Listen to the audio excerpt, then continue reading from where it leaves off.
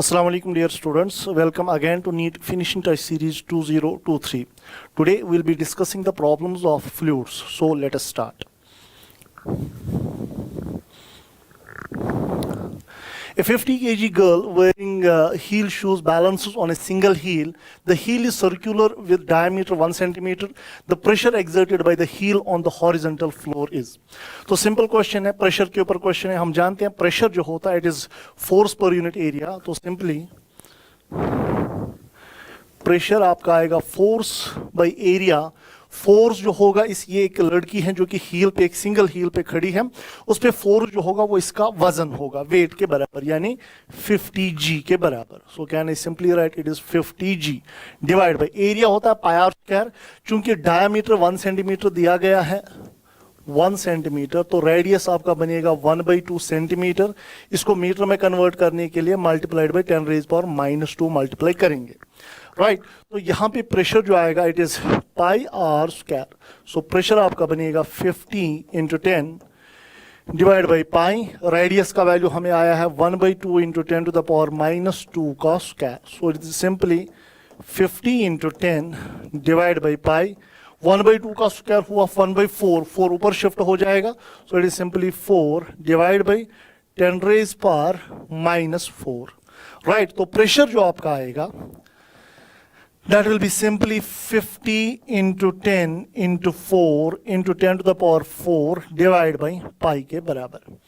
Right तो pressure जो आपका मिलेगा that is 5 × 4 is 20 in 10⁻, 4 zeros और 2 यानी 6 zeros हो गए, 6 डिवाइड बाई पाई.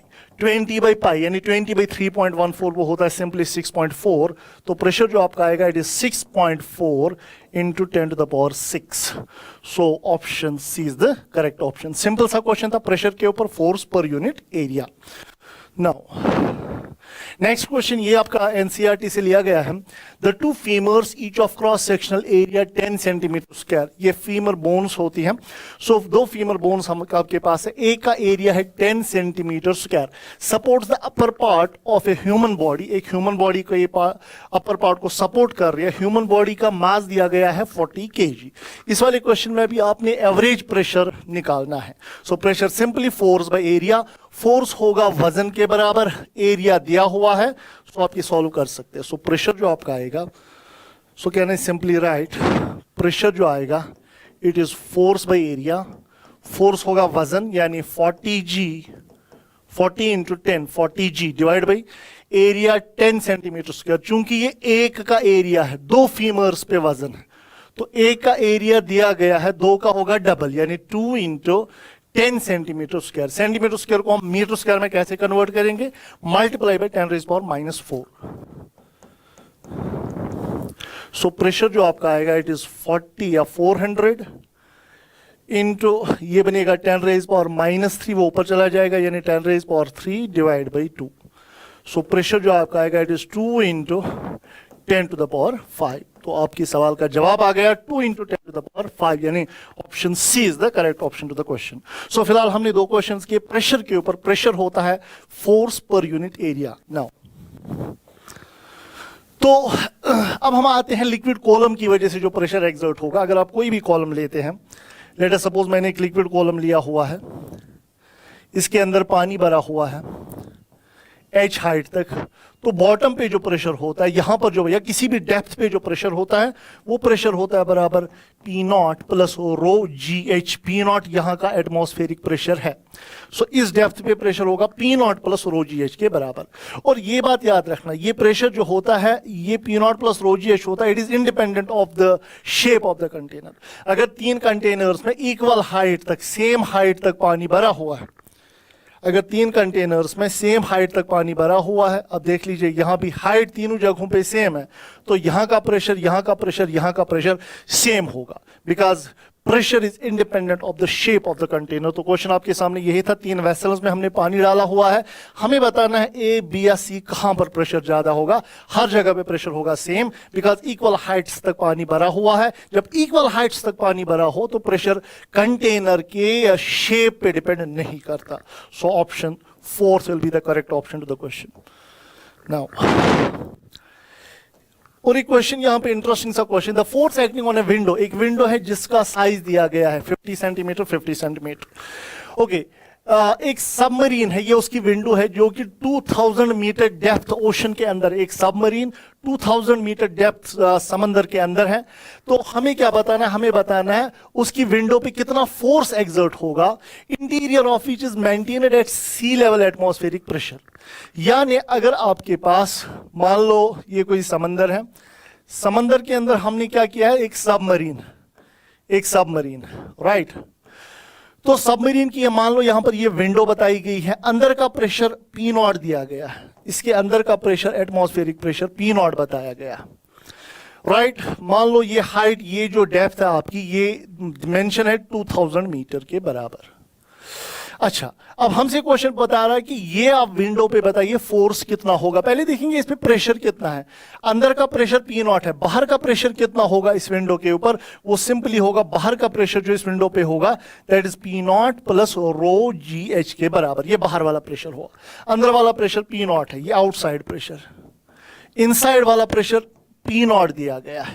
तो प्रेशर डिफरेंस कितना होगा, अगर हम इनको सब्ट्रैक्ट करेंगे will get pressure difference, delta P जो आपका आएगा, इनको सब्ट्रैक्ट कर लो, ये बन जाएगा रो जी एच। और इसी प्रेशर डिफरेंस की वजह से इस विंडो पे फोर्स लगेगा। वो फोर्स जो होगा, प्रेशर चूंकि होता है फोर्स बाय एरिया, यानी फोर्स पर unit area, it will be equal to rho ji h. आपको यही फोर्स निकालना है। तो सबसे पहले एरिया कितना होगा, अगर हम एरिया कैलकुलेट करेंगे इट इज 50 सेंटीमीटर, मीटर में कन्वर्ट कर लो, डिवाइड बाय 100। इसी तरह से ऊपर वाला भी है 50 सेंटीमीटर, यानी डिवाइड बाय 100, तो हो गया हमें एरिया। तो ये बन जाएगा 50 इंटू 1, 50 इंटू 2, 50 इंटू 1, 50 इंटू 2, यानी एरिया जो आएगा ये 1/4 आया, एरिया का वैल्यू आया 1/4, right. So can I simply write 4 जो होगा it is rho ji h A. So density का वैल्यू दिया गया है, density of water 10⁻³ acceleration due to gravity का वैल्यू 10 मेंशन किया गया है, डेप्थ 2000 मीटर है, और एरिया जो दिया गया है वो 1/4 है, राइट। तो यहां पे जब आप इसको सॉल्व करेंगे it comes equal to 2 into 3 4 यानी 10⁻7 divide by 4। So 2 1s are 2 2s are, it is 1/2 into 10 to the power 7, यानी 0.5 into 10 to the power 7, यानी 5 into 10⁻6, यानी 5 into 10⁻6 ऑप्शन डी इसका मैच कर रहा है, राइट। सो फिलहाल हम प्रेशर किसी डेप्थ पे जितना होता है P not plus rho ji H, उसके क्वेश्चन हम दिखा रहे हैं।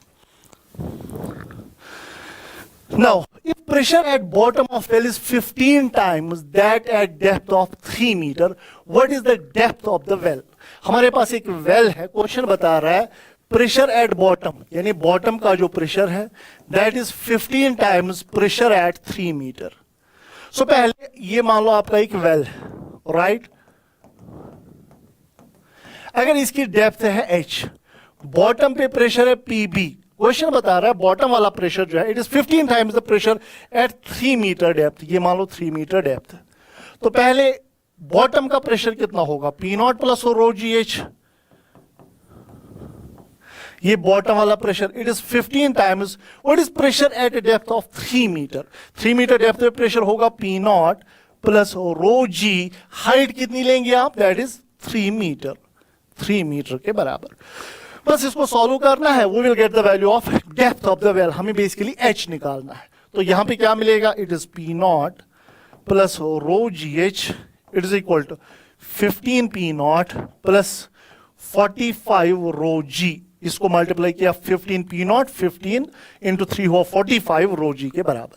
तो ये पी नॉट उस पर शिफ्ट होगा, सो रो जी जो आपका आएगा it is 15 P naught minus P naught that is 14 P not plus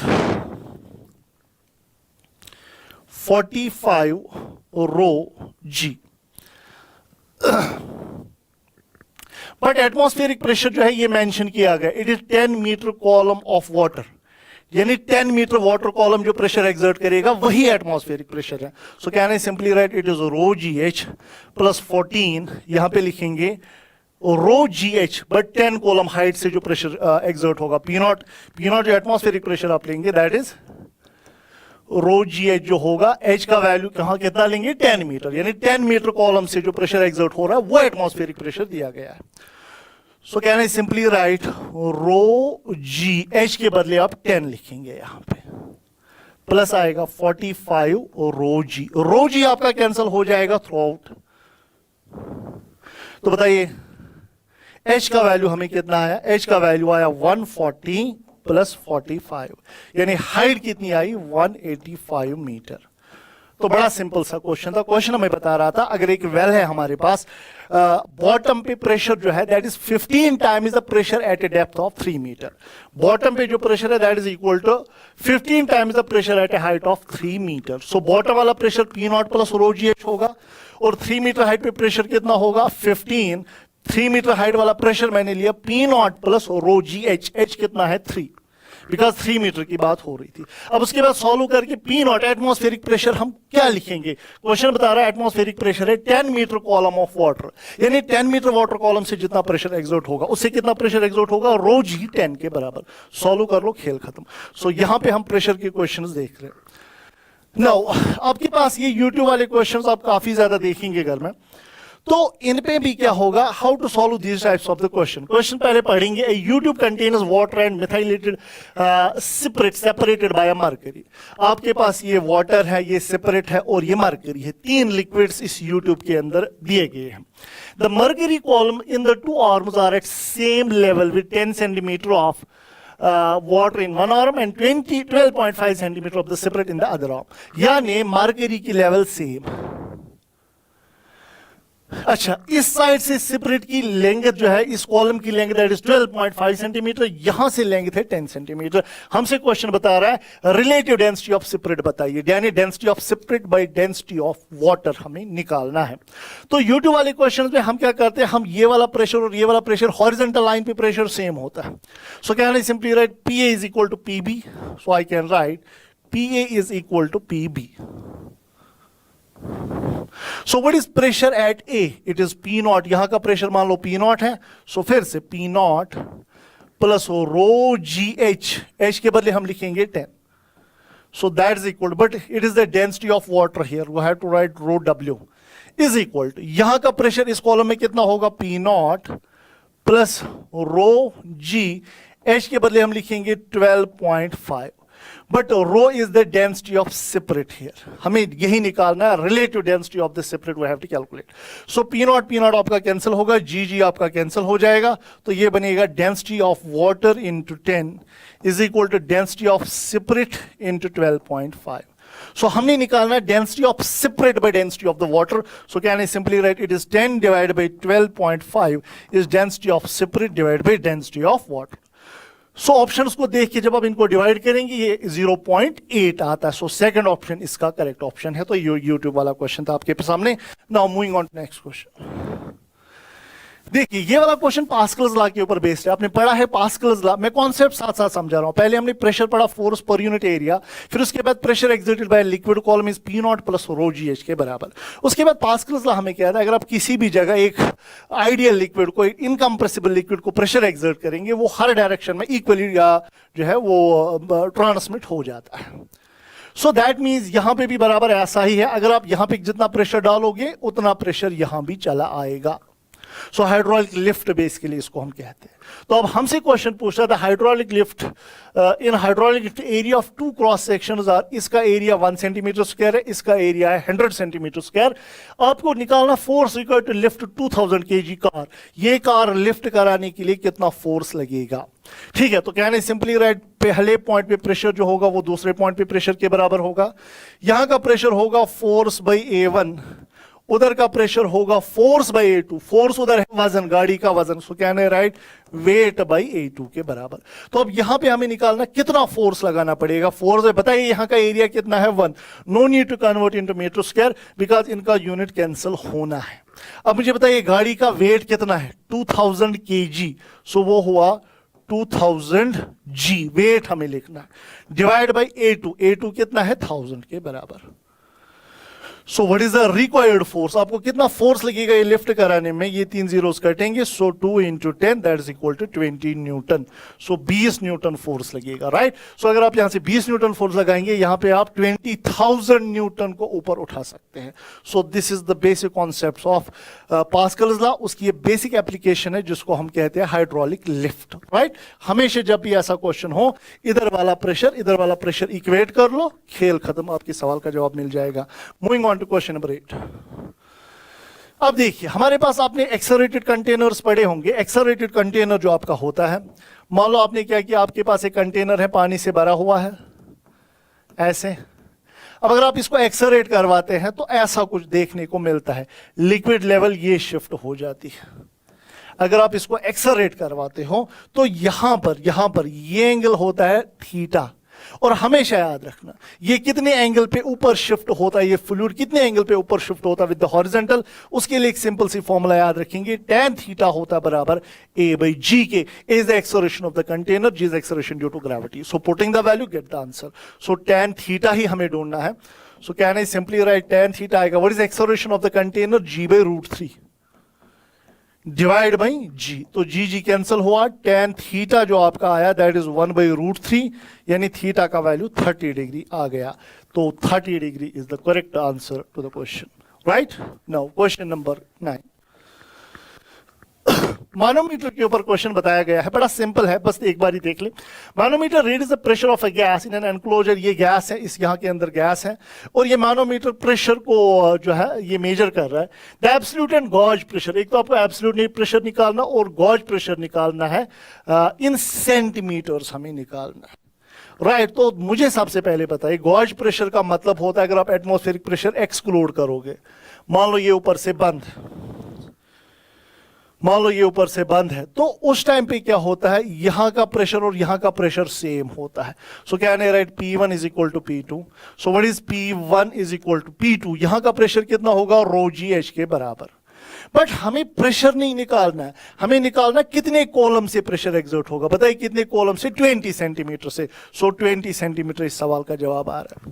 H है ना 20 इसका, सो कितने कॉलम हाइट से प्रेशर एग्जर्ट हो रहा है, 20 centimetre. But it is gauge pressure, अगर आप एटमॉस्फेरिक प्रेशर को एक्सक्लूड करोगे। सो गॉज प्रेशर आपका 20 सेंटीमीटर है, और अगर आप एटमॉस्फेरिक प्रेशर आपका होता है P0 प्लस ρgh के बराबर। अब मुझे बताइए, देखिए ये मेंशन है, atmospheric pressure is 76 centimetre of the mercury.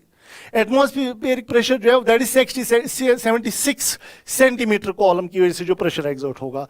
तो P0 यानी ये हुआ 76 सेंटीमीटर से जो प्रेशर एग्जर्ट होगा, और इससे कितना होगा 20 सेंटीमीटर। सो 76 प्लस 20 आया 96 सेंटीमीटर, यानी ये एब्सोल्यूट प्रेशर होगा।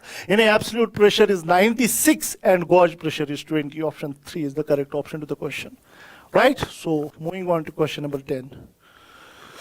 देखिए दोस्तों, अब हम आते हैं, सिंपल सा क्वेश्चन ही एनसीईआरटी से लिया गया है। The density of the atmosphere at sea level पे डेंसिटी एटमॉस्फेयर की दी गई है 1.29 kg per metre cube. Assume it does not change with the altitude के साथ साथ डेंसिटी सपोज चेंज नहीं हो रही है, then how high would the atmosphere extend, atmosphere किस हाइट तक एक्सटेंड होगा। ठीक है, मान लो ये आपका ग्राउंड है और यहां तक suppose atmosphere let us suppose atmosphere यहां तक, एटमॉस्फेयर यहां तक, दिस इज एटमॉस्फेयर। यहां का अब ये सी लेवल है, समझो ये सी लेवल है, यहां पे प्रेशर कितना होगा, ρgh के बराबर होगा। तो हमें बताना है कि ये किस हाइट तक ये एटमॉस्फेयर एक्सटेंड करेगा। एटमॉस्फेयर की ही वजह से प्रेशर है ना, और वो प्रेशर एटमॉस्फेरिक प्रेशर है, वो हम जानते हैं दैट इज 1.015 इंटू 10⁵ पास्कल। ये एटमॉस्फेरिक प्रेशर ही तो है ना, और that is equal to what is now rho is the density that is given as 1.29, g का वैल्यू 10। यहां से आपको हाइट मिलेगी। On solving this height comes equal to 8 kilometre. तो इस सवाल का जवाब है 8 किलोमीटर, अराउंड 8 किलोमीटर ये आ जाता है। तो बड़ा सिंपल क्वेश्चन था, अगर एयर की डेंसिटी है 1.29 kg पर मीटर क्यूब और सी लेवल पे प्रेशर एटमॉस्फेरिक प्रेशर है यानी 1.015 × 10⁵ पास्कल, तो बताए हाइट ऑफ एटमॉस्फेयर क्या होगा। सो पी होगा रो जी एच के बराबर, प्रेशर पता है, डेंसिटी पता है, जी पता है, you can easily find the height of the atmosphere. तो फिलहाल मैं आपको एक बार और फिर से बताऊं, अभी तक हमने सिंपल क्वेश्चंस किए, प्रेशर पे प्रेशर इज फोर्स पर unit area. Point number 2, pressure exerted by liquid column is P naught plus rho gh which is independent of the shape of the container, right? उसके बाद हमने उसी के ऊपर फिलहाल क्वेश्चंस किए, आगे बढ़ते और पास्कल्स लॉ पे भी हमने क्वेश्चंस किए। नाउ अब हम आते हैं आर्किमिडीज प्रिंसिपल की ओर। आर्किमिडीज प्रिंसिपल और फ्लोटेशन ये दोनों एक खास टॉपिक बनाते हैं।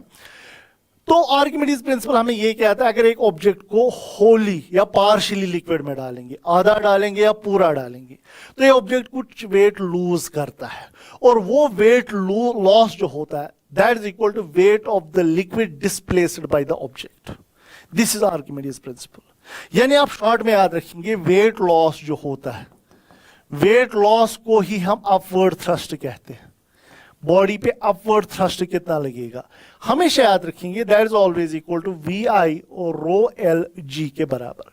सर ये वी आई क्या है? बॉडी, अगर आपने किसी बॉडी को लिक्विड के अंदर डाल दिया दोस्तों, तो बॉडी के अंदर, बॉडी को अपने लिक्विड के अंदर डाल दिया तो ये बॉडी कुछ वजन लॉस करती है, इस पे एक अपवर्ड थ्रस्ट लगता है, वो वजन लॉस या अपवर्ड थ्रस्ट हमेशा होता है वी आई और रो एल जी के बराबर। V I is immersed volume body का कितना है, rho L is the density of the liquid जिसमें बॉडी को डाला गया है, g is acceleration due to gravity, right.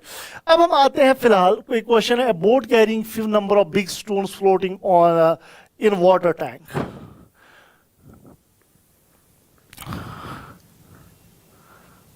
देखिए आपके पास क्या, आपके पास एक बोट, क्वेश्चन बता रहा है इस बोट में आपने कुछ स्टोन्स रखे हुए हैं और अब अगर आप ये स्टोन्स पानी में डालेंगे, इनको उठा के पानी में डालेंगे तो पानी की लेवल को क्या हो जाएगा, ये क्वेश्चन, पानी की लेवल को क्या हो जाएगा। मान लो बोट का मास है m, ये बोट का मास है और सारी स्टोन्स का मास है suppose small m। So volume, ये आप याद रखेंगे, जब कोई चीज फ्लोट हो रही होती है, वॉल्यूम ऑफ लिक्विड डिस्प्लेस्ड जो होता है वो हमेशा होता है बराबर total mass by density of the liquid, यानी m plus m divide by density of the water, यानी क्या है, right, m by rho w plus m by rho w। This is the liquid displaced जब कोई चीज float कर रही होगी, दोनों जगहों पे डेंसिटी वाटर की लेनी पड़ेगी, ये हमेशा याद रखें। इसके बाद अब जब हम इन स्टोन्स को पानी में डालेंगे तो वॉल्यूम जो ऊपर आएगा, volume of liquid displaced on throwing stones. अब स्टोन्स जब आप थ्रो करेंगे वो तो पानी के अंदर सिंक कर जाएंगी, फ्लोट कौन करेगा, बोट। सो मैं लिखूंगा मास, बोट का मास ऐसे ही लिखेंगे, बोट का mass divide by density of water. But जो स्टोन्स पानी के अंदर चले गए, mass of that stones divide by density of those stones, ये याद रखना। जो पानी के अंदर, जब पानी के अंदर चली जाती है, सिंक कर जाती है कोई चीज, तो उसी की डेंसिटी आपको लेनी पड़ेगी। सो अब मुझे बताइए इनमें से कौन ज्यादा है, ये डिवाइड में डेंसिटी ऑफ वाटर है, यहां डिवाइड में डेंसिटी ऑफ स्टोन है, तो ये वॉल, अगर ये V1 है ये V2 है, तो V1 ज्यादा है, V2 कम है, बिकॉज स्टोन की डेंसिटी ज्यादा होगी ना as compare to density of the water. So V2 जो आपका आएगा V2 कम होगा, यानी फाइनल वॉल्यूम कम हो जाएगा, यानी फाइनल पानी जो ऊपर आएगा वो कम हो जाएगा, यानी लिक्विड लेवल विल फॉल। तो इस सवाल का जवाब आएगा इट फॉल। तो आज के बाद आप डायरेक्टली याद रखेंगे, आप जब भी कोई ऑब्जेक्ट, कोई बोट है, ये तैर रहा हो, आप कुछ ऑब्जेक्ट इसे निकाल के पानी में, समंदर में डुबोगे तो पानी की लेवल डिक्रीज हो जाएगी। पर दूसरा क्वेश्चन भी इसका आता है, अगर कोई आइस क्यूब फ्लोट कर रहा हो और वो डिसॉल्व हो गया तो लिक्विड लेवल में कोई चेंज नहीं आती है, बट अगर कोई चीज सिंक कर गई लिक्विड लेवल फॉल होती है। दूसरा और एक क्वेश्चन बराबर ऐसा ही आप सीखेंगे। आपके पास यहां पर सपोज मैं ये ले रहा हूं, कभी ऐसा भी क्वेश्चन आपको देखने को मिलेगा, आपके पास ये आइस क्यूब्स हैं, ये पानी पे फ्लोट कर रहे हैं, ये याद रखेंगे, आइस क्यूब्स पानी पे फ्लोट कर रहे हैं उनके अगर ये पिघल गए तो पानी की लेवल को कुछ नहीं होगा, वो वही रहेगी। But on the other hand अगर इन क्यूब्स के अंदर हमने स्टोन्स रखी हैं, तो जब ये पिघल जाएंगी, स्टोन्स सिंक कर जाएंगी, तो उस टाइम पे पानी की लेवल डिक्रीज होती है। सो चीज उठाई पानी में डाल दी, अगर वो सिंक कर गई ओवरऑल लेवल जो है वो डाउन हो जाएगी, राइट। चलिए, but it depends upon the density usually, but आपको नीट एग्जाम में यहीं तक आएगा। Iceberg floats in water and the density of the ice and the sea water or this and this। एक आइसबर्ग फ्लोट कर रहा है वाटर पे, डेंसिटी ऑफ आइस भी दिया गया, डेंसिटी ऑफ वाटर भी दिया। What fraction of iceberg is outside the water surface, पानी के बाहर कितना पोर्शन होगा। तो आपको ये फॉर्मूला, ये फ्लोटेशन के ऊपर क्वेश्चन है, हमें पता होना चाहिए वॉल्यूम इनसाइड बाय वो टोटल वॉल्यूम होता है density of solid by density of the liquid. Solid mean जो ऑब्जेक्ट फ्लोट कर रहा है, लिक्विड मीन जिसमें वे फ्लोट कर रहा है। बट अगर आपको निकालना हो fraction outside, it is fraction inside, it is fraction inside, पानी के अंदर कितना फ्रैक्शन है। बट अगर आपको फ्रैक्शन आउटसाइड निकालना हो तो फ्रैक्शन आउटसाइड के लिए आप क्या करेंगे, आउटसाइड के लिए वो हमेशा होता है 1 minus rho S by rho L के बराबर। बस फ्रैक्शन इनसाइड होता है rho S by rho L, fraction outside होता है 1 minus rho S by rho L के बराबर। अब देख लीजिए क्वेश्चन की ओर ध्यान डालिए, हमें करना क्या है, रो सॉलिड, सॉलिड आइस है ना, रो एस दिया गया है सॉलिड की डेंसिटी जो फ्लोट कर रहा है, और रो एल भी आपको दिया गया है। आपको बताना है पानी से बाहर कितना पोर्शन होगा। सो आंसर आएगा 1 minus rho S by rho L. So it is 1 minus, what is the density of solid? 900 divided by 1000. So answer आएगा 1000 minus 900 यानी 100 डिवाइड बाई 1000 के बराबर। चूंकि आपको परसेंटेज इसमें आंसर दिया हुआ, ये फ्रैक्शन है, और अगर परसेंटेज लेना हो मल्टीप्लाइड बाय 100, फ्रैक्शन अगर ना लेना हो परसेंटेज लेना हो तो मल्टीप्लाइड बाय 100। तो ये दो जीरोस कट जाएंगे, ये 0 0 कटेगा, 10% will be the fraction of the object outside the liquid. So option second is the correct option. Now ये बड़ा इंटरेस्टिंग और इंपॉर्टेंट क्वेश्चन है, इसके लिए एक फॉर्मूला यूज होती है, वो आप ध्यान में रखेंगे। A piece of solid weighs 120 gram in air, यानी असली वजन इसका यही है। ईयर में वे करने का मतलब है असली वजन इस ऑब्जेक्ट का यही है 120 ग्राम। पानी में अगर डालेंगे इसका वजन है 80 ग्राम, और अगर किसी लिक्विड में डालेंगे इसका वजन है 60 gram. So it is weight in air, this is weight in water, this is weight in liquid. हमें रिलेटिव डेंसिटी सॉलिड की भी निकालनी है और लिक्विड की भी निकालनी है। तो रिलेटिव डेंसिटी ऑफ सॉलिड जो हमारा होता है, सॉलिड की रिलेटिव डेंसिटी जो होती है, that is equal to weight in air divide by weight in air minus weight in water. ये याद रखेंगे फॉर्मूला है। इसी तरह से अगर आपको रिलेटिव डेंसिटी निकालनी हो लिक्विड की जिस लिक्विड में डाला गया है, that is always equal to weight in air minus weight in liquid divided by weight in air minus weight in water. Basically it is weight loss in liquid divided by weight loss in water.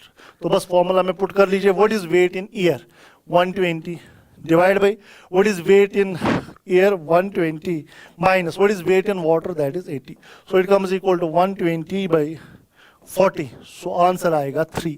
तो इस सवाल का जवाब weight in, so relative density of solid is 3 and relative density of liquid will be, air में weight है 120, liquid में है 60 divide by 120 minus 80 के बराबर। So that is 60 divide by 40 यानी 3/2, यानी रिलेटिव डेंसिटी ऑफ सॉलिड आया 3 और लिक्विड आया 3/2, यानी 3 and 3/2। Option 4 is the correct option to question.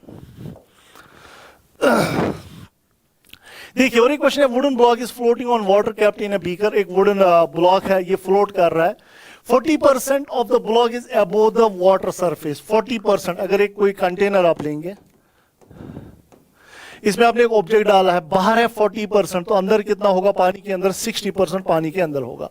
अब हम इसी बीकर को एक्सेलरेट करवा रहे हैं ऊपर, ठीक है, with acceleration equal to g/2, इसकी एक्सेलरेशन है g/2। हमें बताना है कि पानी के ऊपर अभी कितना पोर्शन होगा। बट अभी हम पढ़े हैं what is fraction outside equal to 1 minus rho S by rho L. यहां पे कहीं एक्सेलरेशन ड्यू टू ग्रेविटी का वैल्यू नहीं आ रहा है। सो पानी के बाहर कितना पोर्शन होगा या पानी के अंदर कितना पोर्शन होगा, that hardly depends upon the acceleration of the container, उस पर डिपेंड नहीं करता। तो अब की बार भी 40% ही पानी के बाहर होगा। So the float with 40% above the water surface, option 3 is the correct option. Now a vessel containing oil, vessel है वो जिसमें ऑयल है, उसकी स्पेसिफिक ग्रेविटी दी है 0.8 ग्राम या डेंसिटी दी गई है 0.8 ग्राम per centimetre cube over mercury जिसकी डेंसिटी दी गई है. A homogeneous sphere floats with half volume immersed in the mercury and half in oil. The density of sphere is बड़ा इंटरेस्टिंग और इंपॉर्टेंट क्वेश्चन है, आर्किमिडीज प्रिंसिपल के ऊपर ही based है. तो सबसे पहले आपके पास एक कंटेनर है, इस कंटेनर में आपने दो तरह के लिक्विड्स डाले गए, दो तरह के लिक्विड से. ये एक लिक्विड है, उसके ऊपर फिर दूसरा लिक्विड ये है. We have two liquids, one over the other. तो नीचे वाला लिक्विड जरा पहले देख ले कौन सा था. Vessel containing oil over mercury, यानी नीचे वाला मर्करी, इट इज मर्करी. ऊपर वाला आपका ऑयल है. मर्करी की डेंसिटी दी गई है,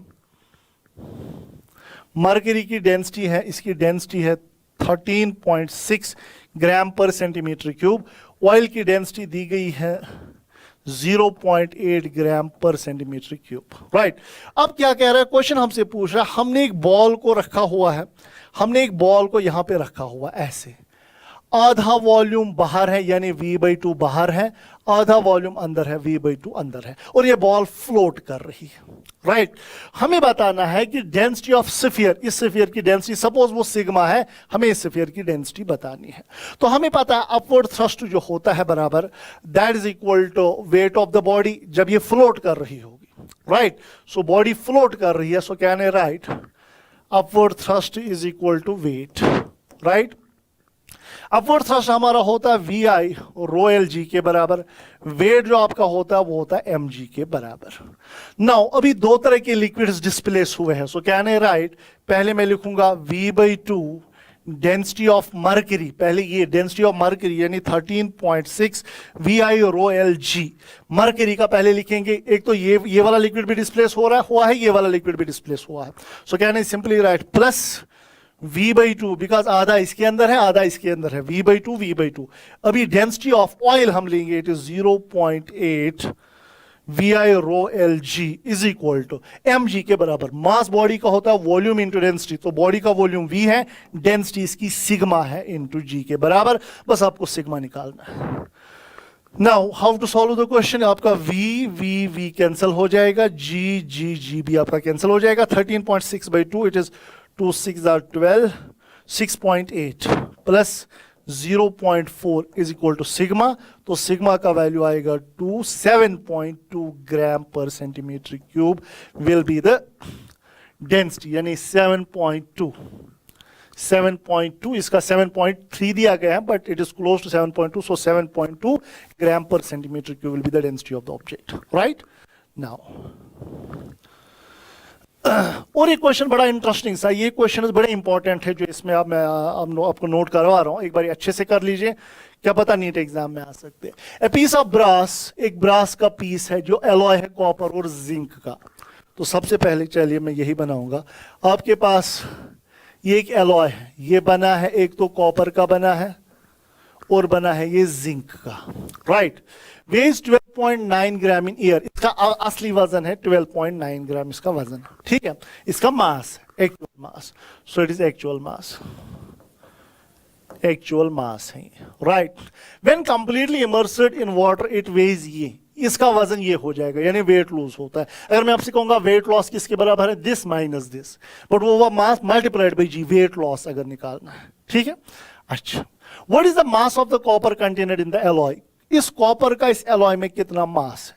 सपोज मैं आपसे कह रहा हूं, पहले कॉपर की डेंसिटी रो कितना दिया गया है, density of copper, specific gravities दी गई है कॉपर की, ये बेसिकली रिलेटिव डेंसिटी दी है 8.9, बट हमें पता है रिलेटिव डेंसिटी होता है डेंसिटी के बराबर.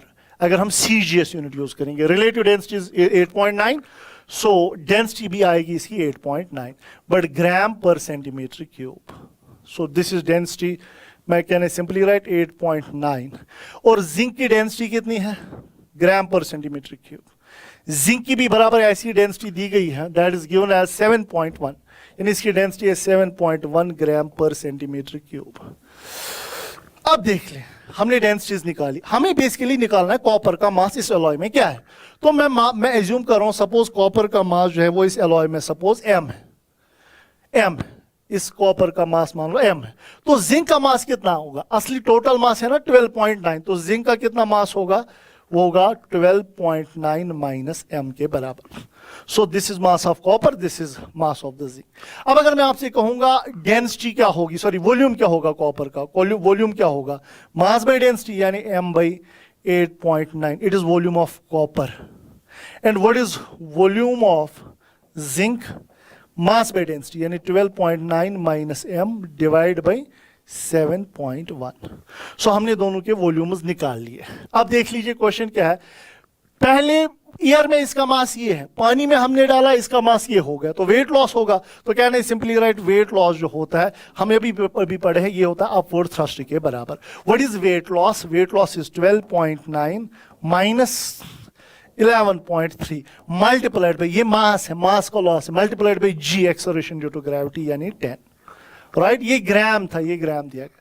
सो ये आपका वेट लॉस आ गया। Now it is now we have to find upward thrust किसके बराबर होता है, वी आई रो एल जी। अब दो तरह के ये मटेरियल्स है, तो क्या नहीं, सिंपली राइट वी आई यानी V C U rho copper into G, V I rho L G, plus इसी तरह से V zinc rho zinc V I rho L जी के बराबर। तो ये जी जी जी आपका फिलहाल कैंसिल हो गया। सो क्या है right, 12.9 minus 11.3 it is 1.6। This comes equal to what is volume of the copper, mass by 8.9 into density. इसकी डेंसिटी पुट करेंगे, कॉपर की डेंसिटी पुट करेंगे, प्लस जिंक के बदले हम क्या लिखेंगे, that is 12.9 minus m divide by 7.1 into density of the zinc, right. जब आप ये वैल्यूज पुट करेंगे, ऑन पुटिंग द वैल्यू, सारे वैल्यूज हमें पता है, डेंसिटी ऑफ कॉपर पता है, डेंसिटी ऑफ जिंक पता है, you will easily get the value of the m। और m का वैल्यू जब हम निकालते हैं ये 7.61 के बराबर हमारा आता है, right. So moving on to question number 17। A log of wood of mass 120 kg floats in water। एक वुडन लॉग जो है ये फ्लोट कर रहा है पानी में, ठीक है, okay. The weight that can be put on the raft to make it just sink। Question बड़ा अच्छा सा है। एक लिक्विड है, लिक्विड में आपका एक वुडन लॉग फ्लोट कर रहा है जिसका मास बताया गया है 120 kg।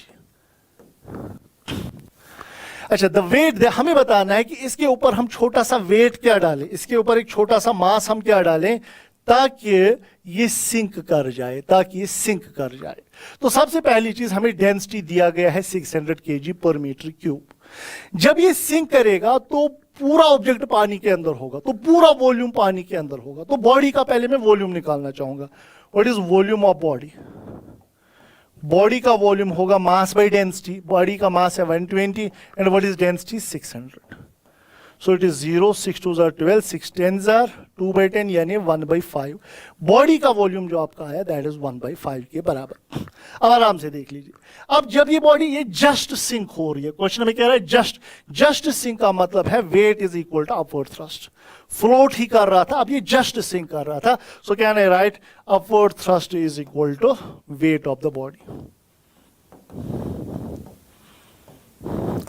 तो चलिए हम अपवर्ड थ्रस्ट ही निकाल लेते हैं। What is weight of body equal to, अगर हम बॉडी का वेट निकालेंगे that is simply equal to mg के बराबर, या simply V I rho L G. Upward thrust हमें निकालना है V I rho L G. So upward thrust आपका कितना होगा, अभी सारी बॉडी पानी के अंदर होगी, सो इमर्स्ड वॉल्यूम होगा 1/5।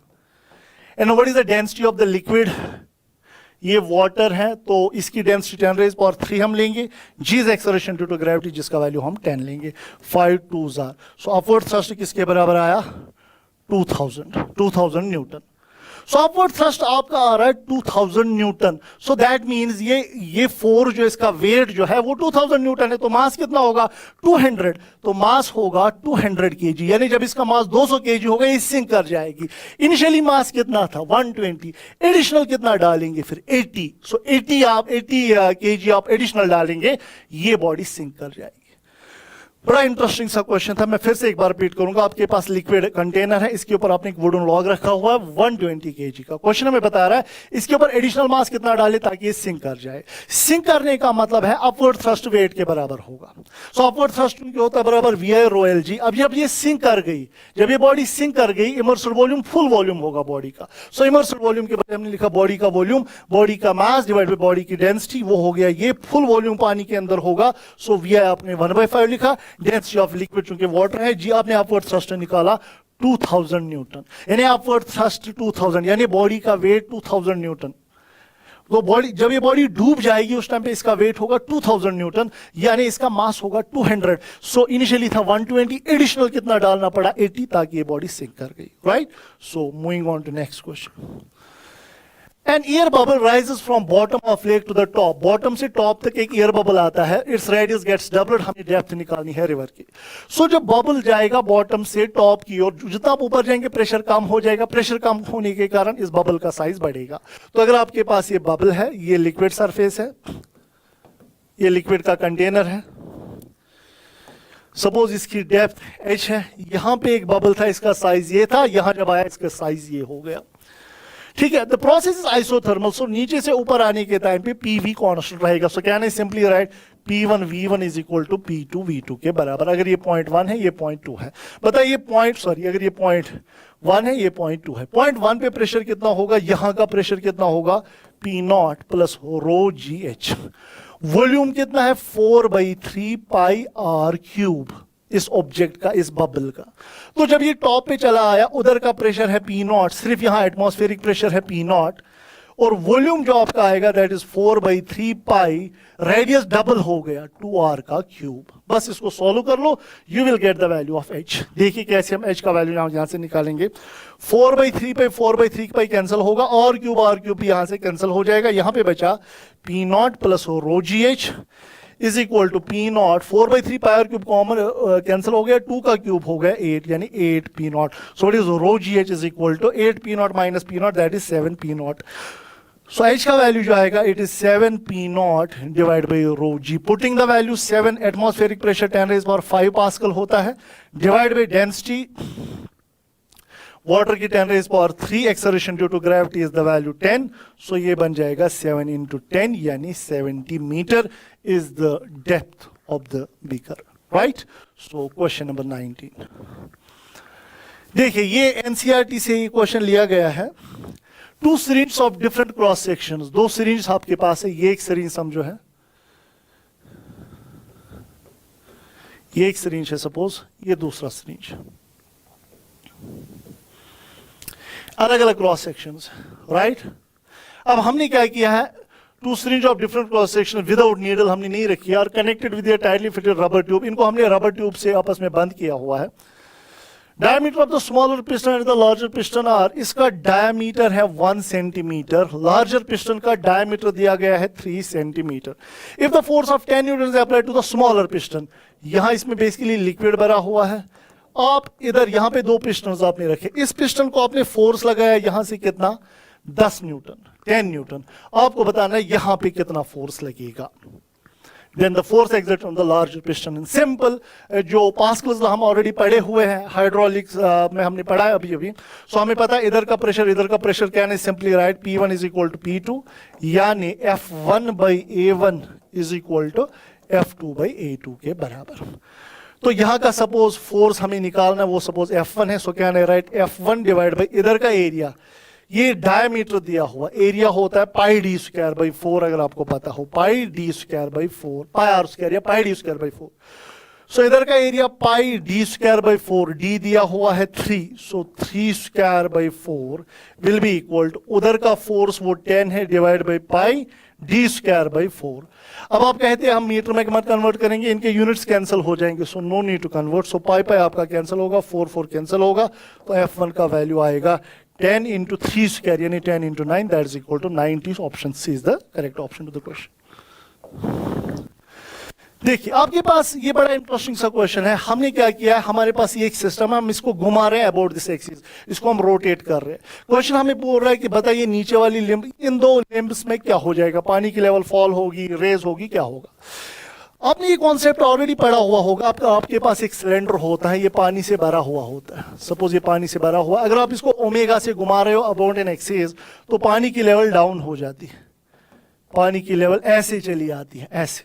और अगर किसी पर्टिकुलर वाई पे, मान लो यहां से लेके किसी पर्टिकुलर एक्स पे अगर मैं देखना चाहूं ये वाई कितना है, किसी पर्टिकुलर एक्स दूरी पे वाई कितना, ये होता है बराबर omega square x square by 2g के बराबर। ये ऑलरेडी आप पढ़ चुके होंगे। सो इन शॉर्ट, अगर हम रोटेटिंग बॉल को घुमाएंगे तो पानी नीचे चला आएगा, यानी अगर आप इसकी यहां पे घुमाएंगे पानी नीचे चला आएगा, इनकी ये वाली लिमिट्स में पानी जो है वो ऊपर शिफ्ट हो जाएगा। और होना भी चाहिए, बिकॉज जब यहां से पानी ऊपर चला गया, यहां पानी नीचे आया, प्रेशर डिफरेंस जो होगा, इनका जो प्रेशर डिफरेंस होगा वो इनको सेंट्रीपिटल फोर्स प्रोवाइड करेंगे, जिसकी वजह से ये घूम रहे हो, ये लिक्विड घूम रहा होगा। सो इन शॉर्ट, जब आप इसको घुमाएंगे ये वाली लेवल नीचे चली आएगी, ये वाली लेवल, यानी दोनों लिमिट्स में पानी जो है वो ऊपर चला आएगा। Water level in both sections goes up. Option पहला ही ऑप्शन इसका correct option. Now question number 21, a beaker containing water is kept on a spring scale। आपके पास देखिए ये बीकर है, इसमें आपने एक ऑब्जेक्ट डाला हुआ है, ये स्प्रिंग स्केल्स आपके पास है S1 और S2। हमें बताना है कि S1 और S2 की रीडिंग को क्या होगा। तो सबसे पहली चीज, अगर ये लिक्विड नहीं होता तो H2 क्या रीड करता है, इस ब्लॉक का वजन। तो ब्लॉक का वजन ऑलरेडी दिया गया है, mass of water, and water और बीकर का मास है 5 kg, ब्लॉक का मास 2 kg दिया गया है। बट हमने पानी में डाला, अगर ये अकेला होता तो ये स्प्रिंग रीड करता है इसका वजन यानी 2g बस। बट ये पानी के अंदर है तो इसमें अपवर्ड थ्रस्ट लगेगा। अपवर्ड थ्रस्ट किसके बराबर होगा, that is simply equal to VI और rho L G. Immersed volume पूरी बॉडी पानी के अंदर है, तो इमर्स्ड वॉल्यूम होगा mass by density. So object का मास है 2 kg divide by density. Specific gravity 10 दी गई है, यानी रिलेटिव डेंसिटी दी गई है 10, ये अच्छे से समझना, यानी डेंसिटी 10 ग्राम पर सेंटीमीटर क्यूब होगी। सो इट इज 2 बाई वॉल्यूम के बदले मास बाई डेंसिटी, डेंसिटी कितनी 10 ग्राम per centimetre cube. But water की डेंसिटी जब आप लेंगे वो फिर हम CGS में ही लेंगे, यानी 1 लेंगे, अदरवाइज 10⁻³ लिखना था। अब चूंकि हमने ये लिखा ग्राम पर सेंटीमीटर क्यूब में, तो वाटर की डेंसिटी आपको 1 लिखनी पड़ेगी CGS में ही, मल्टीप्लाइड बाई g का वैल्यू, यानी ये जो बनेगा इट इज, इनके यूनिट्स कैंसिल होंगे, ये बनेगा 2/10। अब जी आप कुछ भी डाल सकते हो, जी का वैल्यू 9.8 है, यानी 10 के बराबर। 10 गया, अपवर्ड थ्रस्ट 2 आया।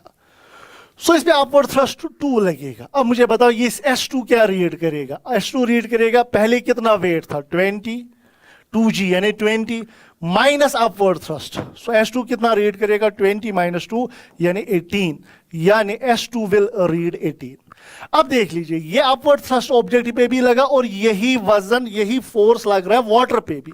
तो S1 क्या रीड करेगा, एक तो ये पहला वजन जो था लिक्विड और कंटेनर का वो रीड करेगा, प्लस इसका अपवर्ड थ्रस्ट, प्लस इसका वजन जो इस पे लग रहा है, प्लस इसका रिएक्शन। तो S1 कितना रीड करेगा, S1 विल रीड, एक तो टोटल जितना था 5g 50 plus 2, so this is simply 50 plus 2, that is 52। Short में दोस्तों याद रखना, पहले अपवर्ड थ्रस्ट निकालो, ये वाला रीड करेगा दिस वजन माइनस अपवर्ड थ्रस्ट, और ये वाला रीड करेगा वजन प्लस अपवर्ड थ्रस्ट के बराबर, राइट। So question number 22। अब हम आ रहे हैं बर्नौली थ्योरम की ओर। पहले आप सीक्वेंस देख लीजिए, हमने पहले प्रेशर पढ़ा, फोर्स बाय एरिया, फिर हमने पढ़ा pressure exerted by liquid column, that is simply P0 plus rho GH। उसके बाद हमने पास्कल्स लॉ पढ़ा, आर्किमिडीज प्रिंसिपल पढ़ा, upward thrust is equal to VI rho LG, law of flotation वगैरह हमने पढ़ा, जिसमें पानी के बाहर या पानी के अंदर कितना पोर्शन होगा ऑब्जेक्ट का, उन सारे के क्वेश्चन हमने यहाँ तक कंप्लीट किए। अब हम आते हैं बर्नौली थ्योरम की ओर। Application of Bernoulli theorem can be seen, हमें पता है dynamic lift of the aeroplane. Aeroplane जब लिफ्ट होता है वहां पर बर्नौली थ्योरम आपने पढ़ी होगी, वो यूज होती है। ऊपर वाली विंग्स के ऊपर वाली ईयर की हवा तेजी से फ्लो हो रही होती है, उसकी वेलोसिटी होती है ज्यादा, उधर का प्रेशर कम होता है। नीचे विंग्स के नीचे का जो एयर फ्लो हो रहा होता है उसकी वेलोसिटी होती है कम, तो प्रेशर जो होता है वो ऑब्वियसली ज्यादा होता है। नीचे वाले का प्रेशर, नीचे विंग्स के नीचे का प्रेशर ज्यादा, विंग्स के ऊपर का प्रेशर कम, तो ये लिफ्ट हो जाता है, आपने ये पढ़ा होगा। सो बर्नौली थ्योरम एरोप्लेन में जो है वो हमें देखने को मिलती है। Now question number 23. For turbulent flow value of Reynolds number is, turbulent flow के लिए जो Reynolds number का वैल्यू हमें पता है, streamline flow lower speeds पे होता है, turbulent flow higher speeds पे होता है.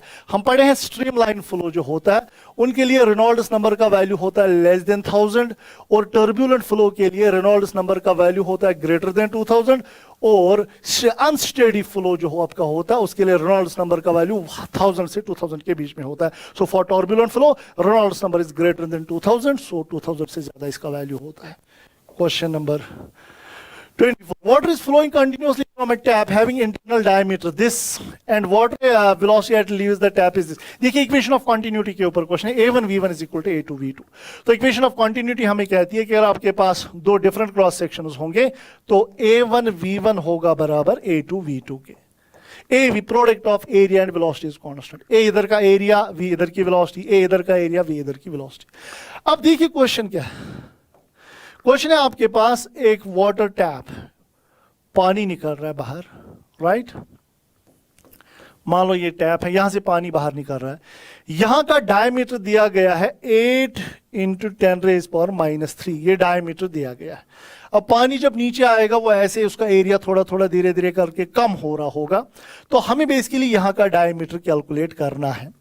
हमें क्वेश्चन बता रहा है कि ये वाली डिस्टेंस जो है यहां से यहां तक की distance it is given as 2 × 10⁻⁻1 के बराबर, राइट. अब हमने यहां का डायमीटर निकालना, तो यहां मैं directly equation of continuity use करता है a1 v1 यहां की, बिकॉज यहां की वेलोसिटी भी मेंशन है.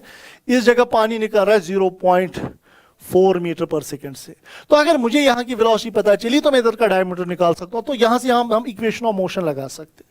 सो we can use v² - u² is equal to 2gh के बराबर. इधर की वेलोसिटी सपोज v है, वो पहले मैं निकालूंगा v² - 0.4 का square is equal to 2 × 10 × what is the value of h, 2 × 10⁻⁻1. So v² - 0.4 square आएगा आपका 4 के बराबर. सो v² आएगा 4 + 0.4 का स्क्वायर. सो v आएगा अंडर रूट ऑफ दिस, यानी ये 4.4 वो तकरीबन 4 ही हुआ. तो आप डायरेक्टली यूज कर सकते हैं 4 यानी 4. सो v आएगा 2 मीटर पर सेकेंड. थोड़ा अप्रोक्सीमेट वैल्यू में निकाल रहा हूं, आप एक्चुअल वैल्यू निकाल सकते. तो यहां की वेलोसिटी हमें मिल गई. Now I simply have to use equation of continuity here. a1 v1 is equal to a2 v2 के बराबर. इधर का एरिया कितना होगा πd²/4. तो डायमीटर कितना है 8 × 10⁻³ πd²/4 इंटू इधर की वेलोसिटी है 0.4. दैट इज इक्वल टू इधर का एरिया πd²/4 और इधर की वेलोसिटी आपने निकाली, दैट इज सिंपली 2.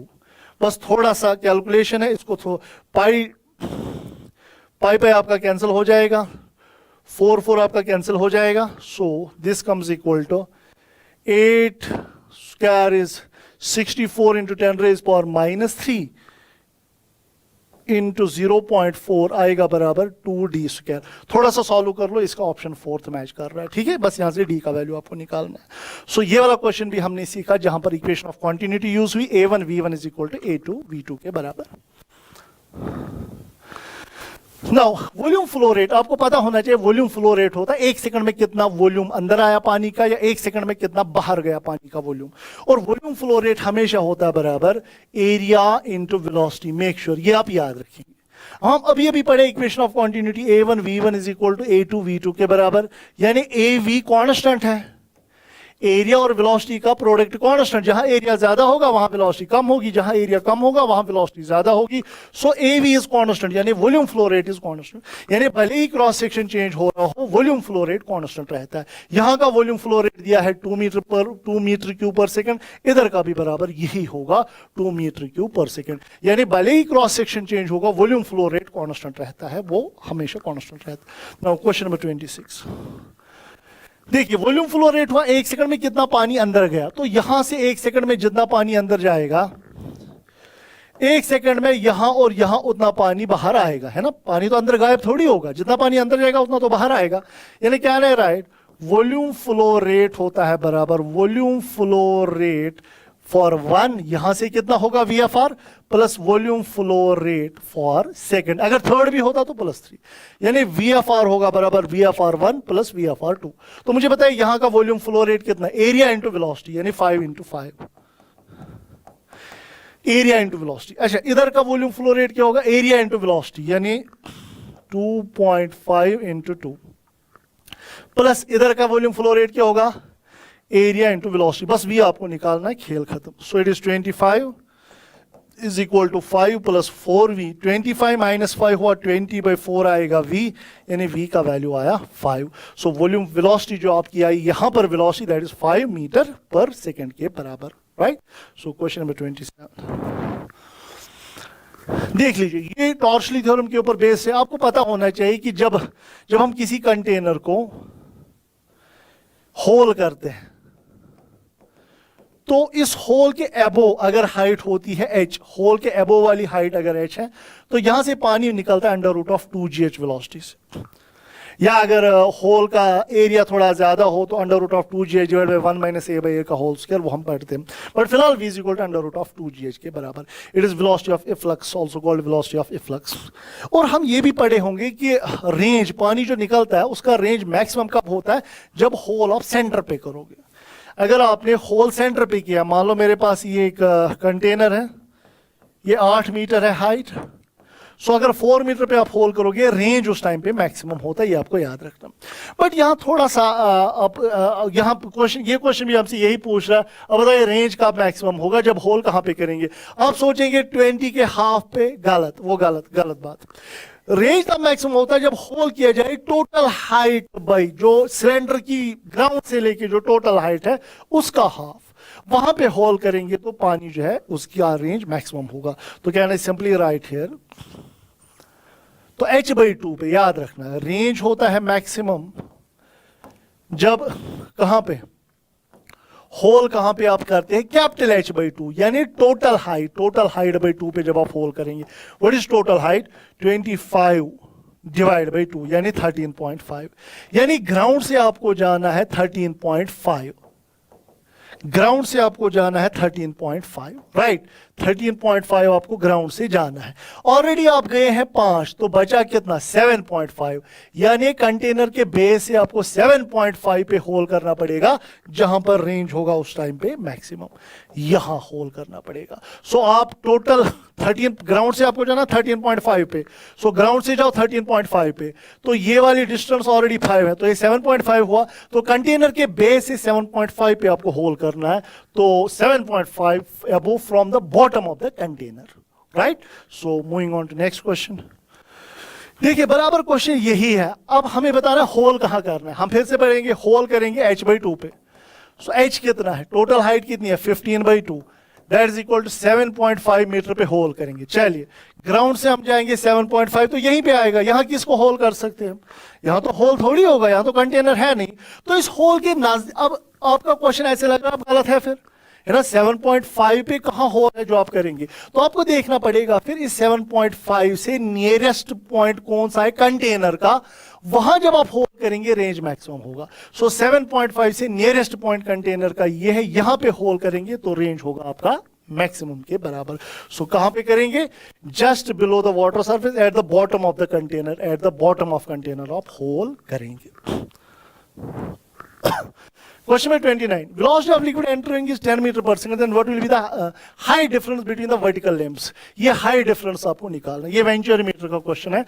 आपको पता होना चाहिए वेंचुरीमीटर से हम वॉल्यूम फ्लो रेट निकाल सकते हैं, वेंचुरीमीटर से आप VFR निकाल सकते हैं, राइट। और उसके लिए एक बेसिक फॉर्मूला है जो आप हर क्वेश्चन में यूज कर सकते हैं। बेसिक फॉर्मूला जो है, यहां पे अगर हम देखेंगे, यहां वेलोसिटी कम होगी, यहां वेलोसिटी होगी ज्यादा। जहां वेलोसिटी कम होती है उधर का प्रेशर होता है ज्यादा। तो मान लो इधर का प्रेशर है P1, इधर का प्रेशर है P2। प्रेशर डिफरेंस जो होता है P1 माइनस P2, ये हमेशा पता होता है बराबर ρ/2 V high square minus V लो स्क्वायर। बस ये फॉर्मूला आप याद रखिए। अब प्रेशर डिफरेंस इन दो पॉइंट्स के बीच में होगा ρg∆h।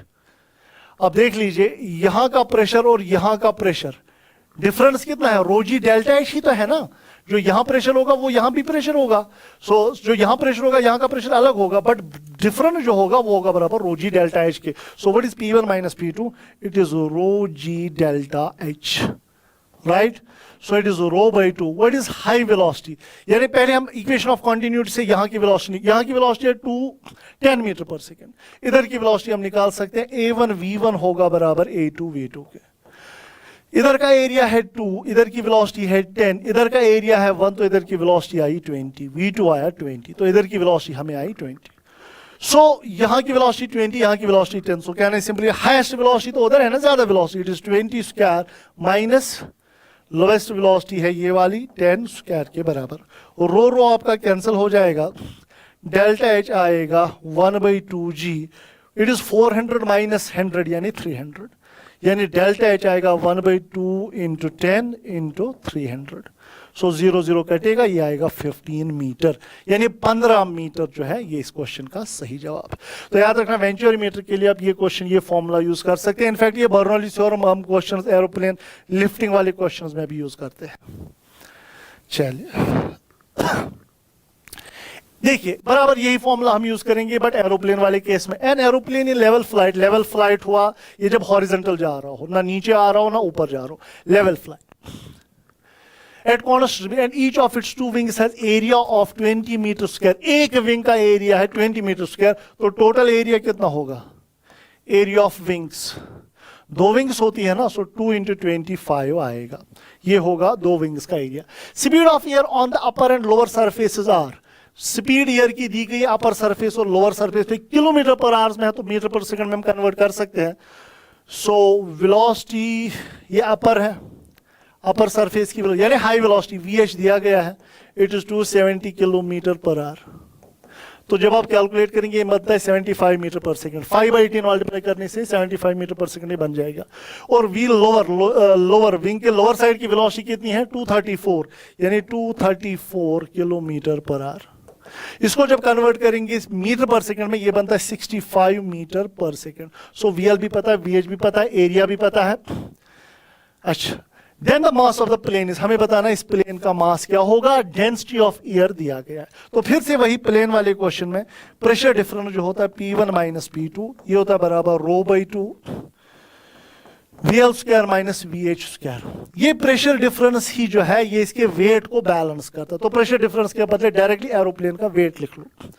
So can I write mg aeroplane का weight, it is rho by 2. What is the density of the air? That is 1/2. VL कितना दिया गया है? 65 मीटर स्क्वायर, या VH square minus VL square. VH कितना है? It is 75 square minus VL है 65 का स्क्वायर. सो G का वैल्यू 10 डाल दो, यहां से आपको मास ऑफ एरोप्लेन मिल जाएगा.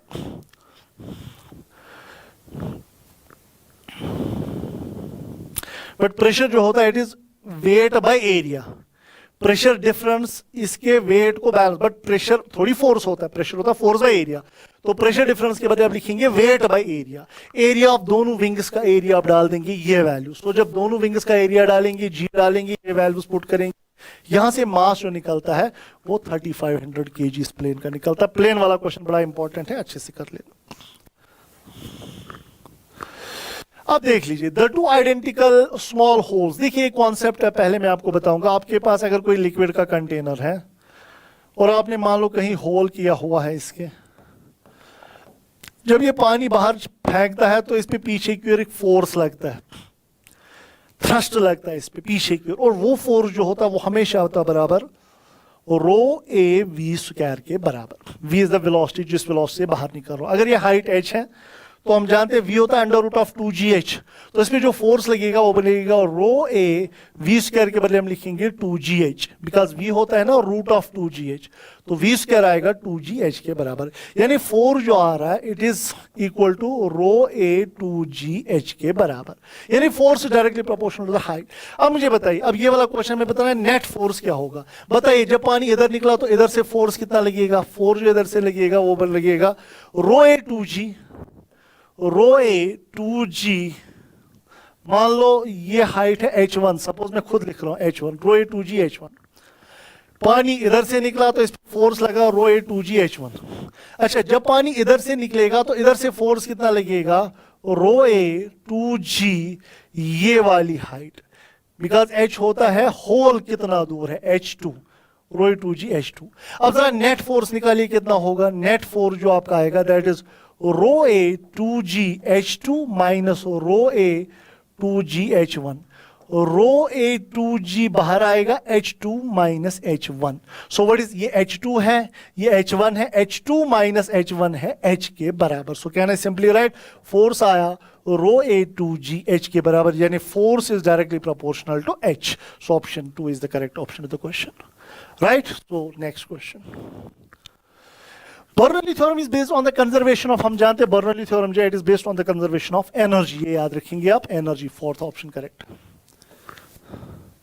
लिक्विड कंटेंट, अभी अभी हमने इससे पहले में कॉन्सेप्ट समझा रहा था, जब हम बाउल को घुमाएंगे ऐसे, जब आप एक रोटेटिंग बाउल को घुमाते हैं पानी की लेवल को ये हो जाता है, अगर आप इसको ओमेगा से घुमा रहे हो।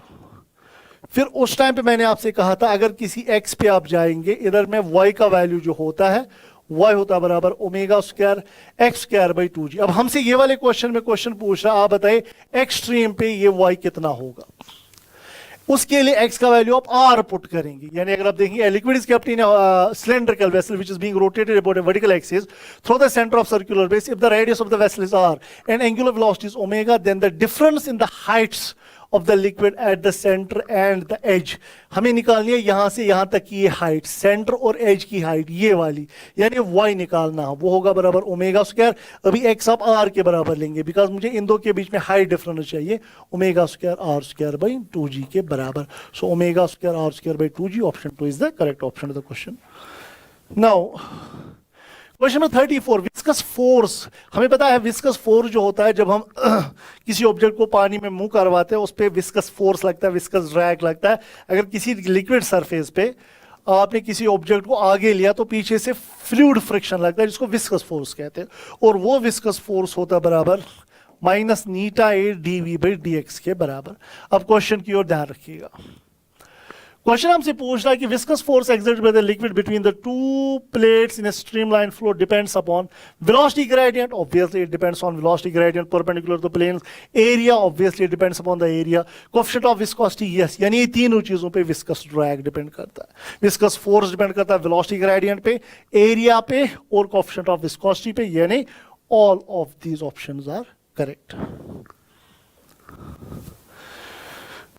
टर्मिनल वेलोसिटी के ऊपर क्वेश्चन है। टर्मिनल वेलोसिटी में आपको पहले पता होना चाहिए, जब हम बॉल को डालते हैं पानी के अंदर, पहले ये बॉल एक्सलरेट होती है, उसकी स्पीड बढ़ती है, याद रखना, पहले स्पीड बढ़ती है, कुछ देर के बाद ये कांस्टेंट हो जाती है, और वो कांस्टेंट वेलोसिटी कहलाती है टर्मिनल वेलोसिटी। और टर्मिनल वेलोसिटी हमेशा होती है बराबर 2/9 eta r square G sigma minus rho. Eta is coefficient of viscosity, r is the radius of the ball, sigma is the density of the ball, rho is the density of the liquid. अब terminal velocity किस चीज पे depend करती है, radius square पे। अब question देखिए, एक बॉल आपने डाली, इसका रेडियस r है, दूसरी डाली इसका रेडियस 3r है, पानी के अंदर डाल रहे हैं एक लिक्विड में जिसकी डेंसिटी है सिग्मा, हमें बताना है टर्मिनल वेलोसिटीज का रेशियो क्या होगा। सो क्या है right, what is v1 by v2, क्या है simply right that is r1 by r2 का स्क्वायर, बस खेल खत्म। सो what is v1 by v2, r1 r है, r2 है 3r का होल स्क्वायर, सो r गया 1/9, सो रेशियो आएगा 1:9, यानी option C is the correct option of the question. Simple है ना, बॉडी को डालो किसी लिक्विड में, वो पहले एक्सेलरेट होगी, उसकी वेलोसिटी बढ़ती है, कुछ देर के बाद कांस्टेंट हो जाती है, उस कांस्टेंट रफ्तार को कहते हैं टर्मिनल वेलोसिटी, जिसकी एक्सप्रेशन ये है, और वो टर्मिनल वेलोसिटी बॉल के रेडियस पर डिपेंड करती है, ये याद रखना। नाउ ये भी आपकी एनसीईआरटी पे क्वेश्चन है, आपके पास the velocity of the surface layer, ये मान लो ग्राउंड लेयर है, फिर पानी है, ऐसे फ्लो हो रहा है, और ये टॉप वाली सरफेस है, इस सरफेस लेयर की वेलोसिटी बताई गई है 5 मीटर पर सेकेंड, रिवर की डेप्थ बताई गई है 10 मीटर। आपको बताना है shear stress between the surface layer and the bottom layer is, shear stress कितना क्या होगा, बिकॉज शेयर फोर्स तो लगेगा ना इस पे, शेयर विस्कस फोर्स लगेगा, अगर एक कांस्टेंट वेलोसिटी जा रही है तो पीछे से विस्कस फोर्स इसका लग रहा होगा, तो वो विस्कस फोर्स जो हमारा होता है, हम अभी अभी पढ़े हैं, वो होता है बराबर नीटा ए डीवी बाई डी एक्स। तो ये फोर्स होगा बट चूंकि हमें निकालना है सिट्रस, शेयर सिट्रस, वो शेयर फोर्स बाय एरिया, ये टेंजेंशियल फोर्स ही तो है ना, सो शेयर फोर्स बाय एरिया कहलाएगा नीटा डीवी बाई डी एक्स के बराबर। सो नीटा का वैल्यू जरा देख ले, 10⁻⁻3। व्हाट इज वेलोसिटी डीवी, इन दो लेयर्स के बीच में वेलोसिटी डिफरेंस, बॉटम वाली लेयर की वेलोसिटी होती है 0, टॉप वाली की है 5, तो डीवी कितना आएगा 5 - 0, 5 - 0 divide by D x is distance between the bottom and top layer, that is 10। सो आपका आंसर आएगा that is 5 1s are 5 2s are यानी 1/2 into 10⁻⁻3 यानी 0.5 into 10⁻⁻3। so option C is the correct option to the question, right? चलिए question number 37, the flow of blood in large artery of, मान लीजिए एक artery है and says dog is diverted through a venturimeter. एक dog की artery को हमने connect किया एक वेंचुरीमीटर के साथ। वेंचुरीमीटर में एक साइड एक जगह एरिया होता है ज्यादा, दूसरी जगह एरिया होता है कम। ये आपका सपोज वेंचुरीमीटर है, ठीक है। चलिए हमने यहां से ब्लड पास किया हुआ है, is divert through venturimeter. The wider part has cross sectional area, जो आर्टरी का जो एरिया है वो इस वाइडर पार्ट के एरिया के बराबर, यानी ये डॉग की आर्टरी है, right, equal to the area of artery. Area इसका दिया है 8 mm स्क्वायर के बराबर। वाइडर साइड का वेंचुरीमीटर के वाइड साइड का एरिया दिया है 5 mm square. Narrow part has area, इधर का एरिया है 4 mm square. The pressure drop in the artery is 24 pascal. Pressure difference दिया गया है। What is the speed of blood in the artery, यहां पे आर्टरी में ब्लड की स्पीड बतानी है। अगर आप वेंचुरीमीटर पढ़े हैं तो जो नैरो पार्ट, जो इसका वाइडर पार्ट होता है, इधर की वेलोसिटी की फॉर्मूला आप पढ़े होंगे, √2 delta P divide by rho 1 minus capital A by small A का स्क्वायर। ये आपको फॉर्मूला याद रखनी है। वेंचुरीमीटर में वाइडर पार्ट में पानी या लिक्विड की वेलोसिटी ये होती है। अब देख लीजिए प्रेशर डिफरेंस डेल्टा पी दिया हुआ है, वो कितना दिया है 24 पास्कल्स। डेंसिटी ब्लड की, ये क्वेश्चन जो है ये एनसीईआरटी से लिया गया, वहां पे मेंशन है कि ब्लड की जो डेंसिटी है दैट इज 1.06 into 10⁻³ kg/m³। ये याद रखेंगे। तो चलिए डेंसिटी भी पता है, capital A by small A area कितना आएगा, सो 8/4 दैट इज 2। तो बस देखिए डेल्टा बी भी पता है, रो भी पता है, ए बाई ए भी पता है। जब आप ये वैल्यूज पुट करते हैं इसका पहला ऑप्शन जो है वो मैच कर जाता है, राइट।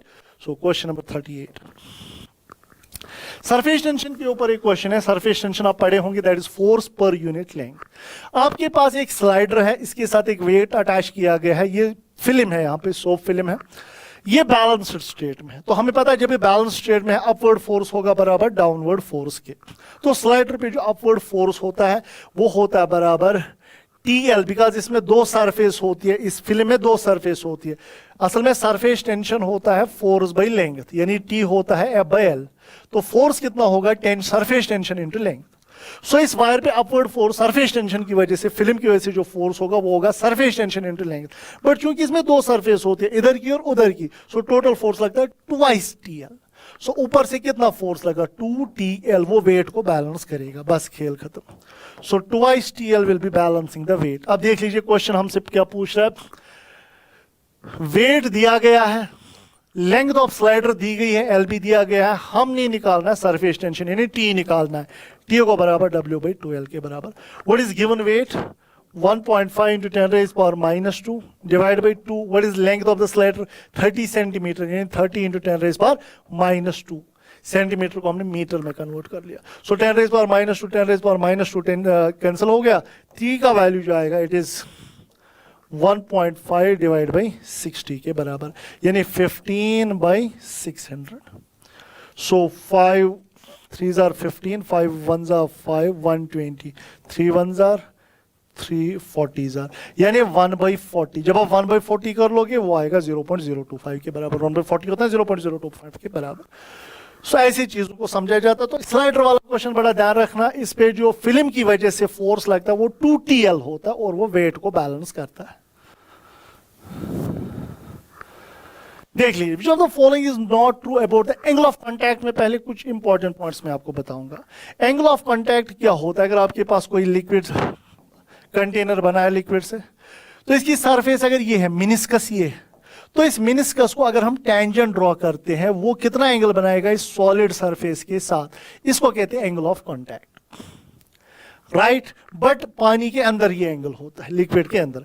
अगर वाटर और गिलास हो, ये याद रखना, अगर वाटर और गिलास हो, वाटर गिलास हो, एंगल ऑफ कांटेक्ट होता है एक्यूट, और ये वेट करता है वॉल्स को, ये पानी इस इनके वॉल्स को वेट करता है, ये वेट। और अगर कैपिलरिटी होगा, वाटर ये वाटर रेज करता है, वाटर रेजेस अप, कैपिलरिटी की वजह से ये पानी ऊपर चला जाता है। याद रखना, प्योर वाटर जो होता है, प्योर वाटर, उसका एंगल ऑफ कांटेक्ट होता है 0। प्योर वाटर में बेसिकली ऐसे सरफेस होती है, तो ये टेंजेंट ड्रॉ किया, ये एंगल ऑलमोस्ट 0 बन जाता है प्योर वाटर के लिए। अच्छा, ये था वाटर गिलास के लिए। इसके बाद अब अगर हम बात करेंगे, अगर आपके पास मरकरी और गिलास होगा, मरकरी की मिनिस्कस ऐसे कन्वेक्स होती है, तो अगर हम मरकरी और गिलास लेंगे, इसके लिए थीटा ये बन जाएगा, थीटा इसका ऑब्ट्यूज होता है मरकरी गिलास के लिए।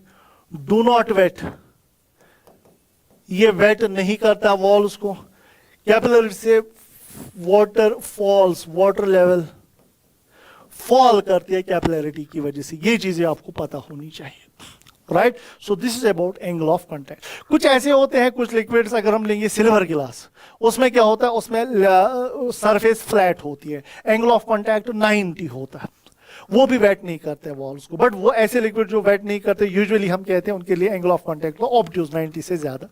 अब देख लीजिए, the value of angle of contact for pure water गिलास इज 0। ये सही ऑप्शन है, हमें बताना इनकरेक्ट कौन सा है। The angle of contact increase with increase in temperature. Yes, ये याद रखना, एंगल ऑफ कांटेक्ट बढ़ता है टेम्परेचर के बढ़ाने से। If the angle of contact of the liquid and the solid is less than 90, then liquid spreads on the spread होना हुआ फैल जाना, हाँ, it wets the walls, ये भी सही है। चौथा option, angle of the contact depends on the inclination of solid surface to the liquid surface, ये गलत option. Angle of contact depend नहीं करता upon the inclination of solid surface to the liquid surface. तो आप चारों में से इसको फिर टिक मारेंगे, ये गलत है, हमें गलत ऑप्शन ही इनमें से निकालना है। A liquid does not wet the walls if the angle of contact, हमने अभी अभी पढ़ा, ऐसे liquids walls को wet नहीं करते जिनका angle of contact 90 से ज्यादा हो, so greater than 90, ये liquids walls को wet नहीं करते। The work done in blowing a soap bubble of surface tension this from 2 cm to 5 cm, आपको soap bubble को blow करना है, याद रखना, जब भी soap bubble blow करना हो, work done होता है T into 4 pi R2 square minus R1 square के बराबर। अगर आप ड्रॉप को ब्लो कर रहे हो तो ये आंसर है, अगर आप बबल को ब्लो कर रहे हो तो मल्टीप्लाइड बाई 2, बिकॉज बबल में 2 सरफेसेस होती है। तो बस वर्क डन ही आपको निकालना है। सरफेस टेंशन दिया है 0.06 इंटू 4 पाई, फाइनल रेडियस है 5 सेंटीमीटर, यानी 5 इंटू 10 रेज पावर माइनस 2 का स्क्वायर, माइनस इनिशियल रेडियस है 2 centimetre, 2 into 10 raise power minus 2 का square multiplied by 2। And on putting the value, जब आप ये वैल्यूज पुट करते हैं, यहां पे मेंशन है, इसका आंसर 3.12 मिली जूल आ जाता है। चलिए, सरफेस टेंशन ऑफ मर्करी दिया गया है, the excess pressure inside the mercury drop, याद रखना ड्रॉप के अंदर एक्सेस प्रेशर होता है 2s/r, बबल के अंदर होता है 4s/r के बराबर या 4t/r।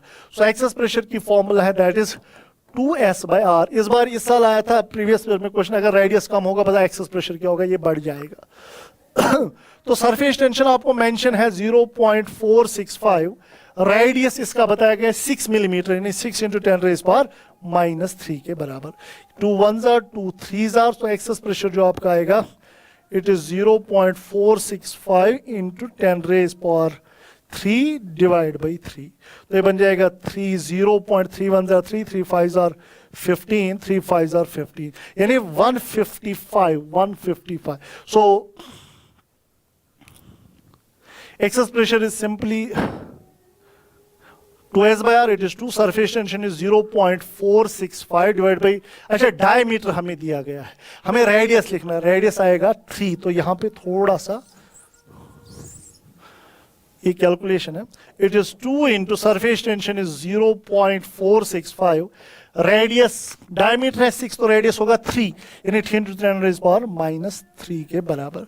सो ये बन जाएगा 2 5 are 10, 2 6 are 12 और 13, 2 4 are 8 और 9 divide by 3 into 10 raised power 3 के बराबर। तो ये अराउंड 310 आ जाएगा। जब आप ये 930 को 3 से मल्टीप्लाई करेंगे ये 310 बनता है। सो 310 pascal is the correct answer. So drop में एक्सेस प्रेशर होता है 2s/r और बबल में 4s/r होता है, याद रखें। A capillary tube is taken from the earth to the surface of moon. The rise of the liquid on the moon, if acceleration due to gravity on earth is 6 times the acceleration due to gravity on the moon. So acceleration due to gravity on earth is 6 times the acceleration due to gravity on the moon. तो moon पे gravity कितनी है?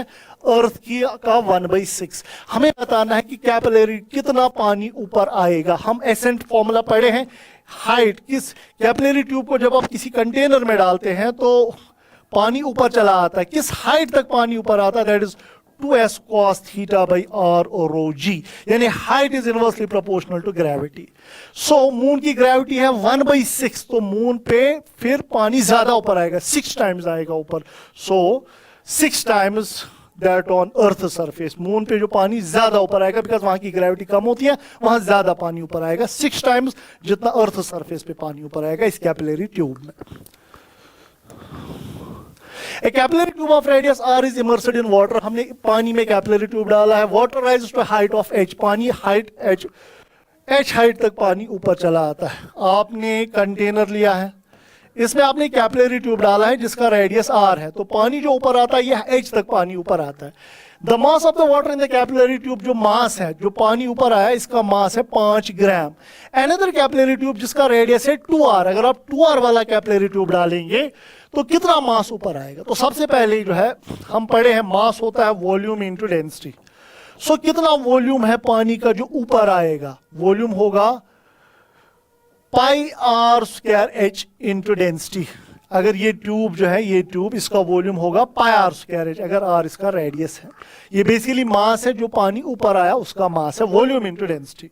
So volume is πr²h। Now can I simply right πr²। Height, किस height तक पानी ऊपर आता? हमने अभी अभी पढ़ा 2s cos theta by r rho g. So can I write 2s cos theta by r rho g multiplied by rho? एक r कैंसिल होगा, सो मास आया डायरेक्टली प्रोपोर्शनल टू r। ये इंपॉर्टेंट पॉइंट है, याद रखना। कैपिलरी ट्यूब जब पानी में डालोगे तो पानी जो ऊपर आता है वो मास होता है directly proportional to the radius. अब देखिए पहली बार 5 ग्राम मास ऊपर आ रहा था, अब रेडियस डबल हुआ तो मास भी जो आएगा वो भी डबल हो जाएगा, यानी 10 ग्राम मास ऊपर आएगा। So option 3 is the correct option to the question. देखिए ए रिंग, आपने क्या किया? आपने रिंग को रखा लिक्विड सरफेस में, इस रिंग को आप ऊपर ले रहे हो, सरफेस टेंशन टी है, मास m है, तो कितना फोर्स लगेगा लिफ्ट कराने में? आपको ये पता होना चाहिए कितना फोर्स जो होता है बराबर, ये होता है बराबर T into L. T is tension और लेंथ बनेगी इसकी 2πr।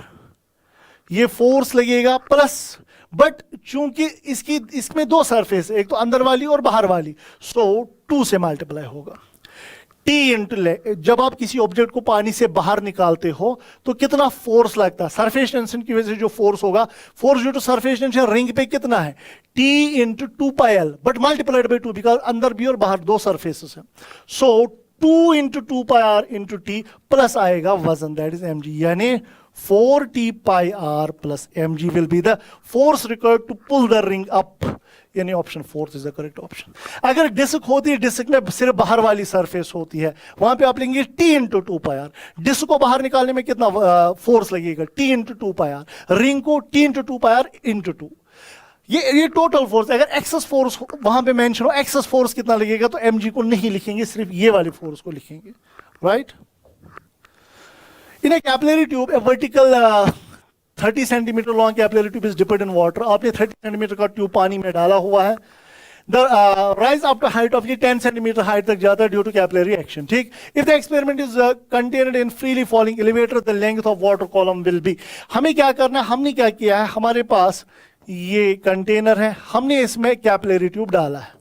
अब अगर क्या हो रहा है, अगर ये फ्री फॉल कर रहा है जी इफेक्टिव 0 बन जाएगा, तो हाइट ऑफ वाटर रेजर जो पानी ऊपर आता है that is 2s cos theta by R और रो जी के बराबर। सो चूंकि जी इफेक्टिव 0 बन जाएगा, फ्री फॉल हो रहा है, सो हाइट आएगी इनफाइनाइट, यानी इनफाइनाइट हाइट तक पानी को ऊपर जाना है।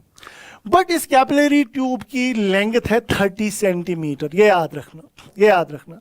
सो हाइट पानी को किस लेवल तक जाना, इन्फिनिटी पे, यानी ऐसा लग रहा है कि यहां से फिर पानी जो है ये बाहर निकलेगा, लेकिन ऐसा नहीं होता है। आपने पढ़ा होगा इनसफिशिएंट ट्यूब जो हमारा होता है, अगर पानी की लेवल इस ट्यूब से ऊपर जाना चाहेगी, वहां पे एंगल ऑफ कांटेक्ट चेंज होता है, जिसकी वजह से ये उसी हाइट पे रहता है। सो असल में पानी को जाना है इनफाइनाइट हाइट तक, but it is insufficient length tube. So पानी जो है वो उधर तक ही जाएगी जहां तक ट्यूब की लेंथ होगी, यानी 30 सेंटीमीटर तक ही जाएगा पानी। समझ आ रही है बात? उसके ऊपर पानी जो है ये फ्लो नहीं करेगा। सो वाटर लेवल जो होगा ये 30 सेंटीमीटर होगा। तो यहाँ पे हमने फ्लूइड्स जो है वो सारा कंप्लीट किया। आई होप कि आपने सारा एंजॉय किया होगा। ये बड़े इंपॉर्टेंट क्वेश्चन है, एक बार अच्छे से देख लो सारे। तो thank you very much. Allah Hafiz.